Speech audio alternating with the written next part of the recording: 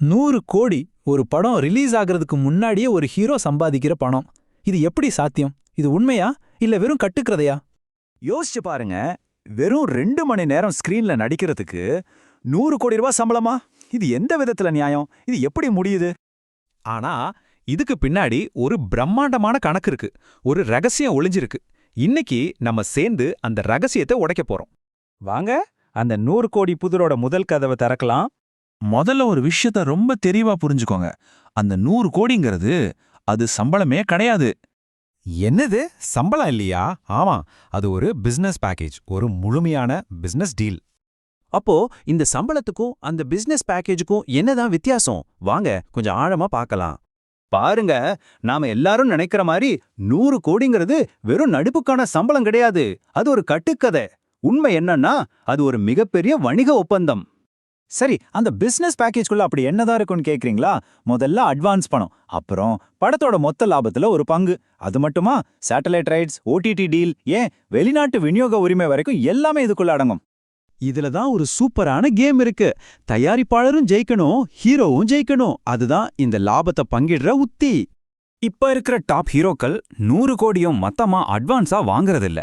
அதுல ஒரு பகுதிய, அதாவது ஒரு 40 இல்ல 50 கோடிய மட்டும்தான் அட்வான்ஸா எடுத்துக்கறாங்க. அப்போ மீதி பணம், அதுதான் இந்த ஆட்டத்தோட சுவாரஸ்யம். படம் பிளாக் பஸ்டர் ஹிட் ஆனா லாபத்திலிருந்து வர்ற பங்கு அவங்களோட வருமானத்தை எங்கேயோ கொண்டு போயிடும். இந்த சார்ட்ட பாருங்க, வித்தியாசம் உங்களுக்கே புரியும். அவங்க சம்பளம் 2 மடங்கு ஆகிறதுக்கு கூட வாய்ப்பு இருக்கு, சில சமயம் அதுக்கும் மேல.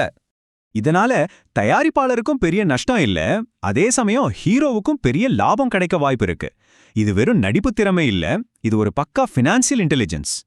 ஆனா ப்ரொடியூசர் எதுக்காக இவ்ளோ பெரிய டீலுக்கு ஓகே சொல்லணும்? ஏன்னா இன்னைக்கு ஒரு டாப் ஹீரோங்கிறது வெறும் நடிகர் மட்டும் இல்ல, அவர் ஒரு பிராண்ட். கோடிக்கணக்கில் மதிப்புள்ள ஒரு பவர்ஃபுல் பிராண்ட். அந்த பிராண்ட் பவர் என்னவெல்லாம் செய்யும் தெரியுமா?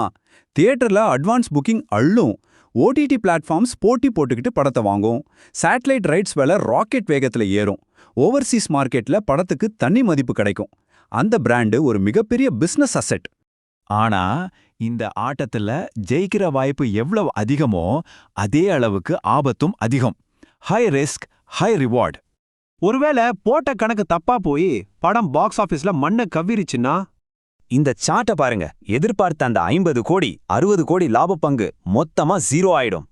லாபத்திலிருந்து ₹1 கூட வராது. சில சமயங்கள்ல வாங்கின அட்வான்ஸ் பணத்தை கூட தயாரிப்பாளருக்கு திருப்பி கொடுக்க வேண்டிய நிலைமை வரும். இந்த கேம்ல ஜெயிச்சா ராஜா, ஆனா தோத்தா நஷ்டம் ரொம்ப பெருசு. அதனால இனிமே யாராவது ஒரு ஹீரோ 100 கோடி வாங்குறாருன்னு சொன்னா அதை வெறும் சம்பளமா மட்டும் பார்க்காதீங்க. அது அந்த ஹீரோவுக்கான மார்க்கெட் டிமாண்ட். அவரை பார்க்க ரசிகர்கள் எவ்வளவு வெறியா இருக்காங்கங்கிறதோட அளவுகோல். அது அவரோட நெகோஷியேஷன் பவர். சினிமா வியாபாரத்துல தன்னோட மதிப்பை தானே தீர்மானிக்கிற சக்தி.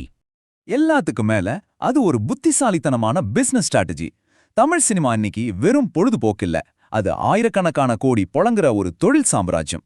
ஒன்ன மட்டும் நல்லா ஞாபகம் வச்சுக்கோங்க, ஸ்டார்டம் அது வெறும் நடிப்பு திறமை மட்டும் கிடையாது, அது ஒரு முழுமையான நிதி சாம்ராஜ்யம்.